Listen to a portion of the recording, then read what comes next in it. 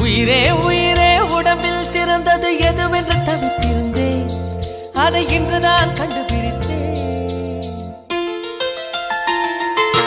கண்ணென்னை காட்டியதால் என் கண்ணே சிறந்ததடி.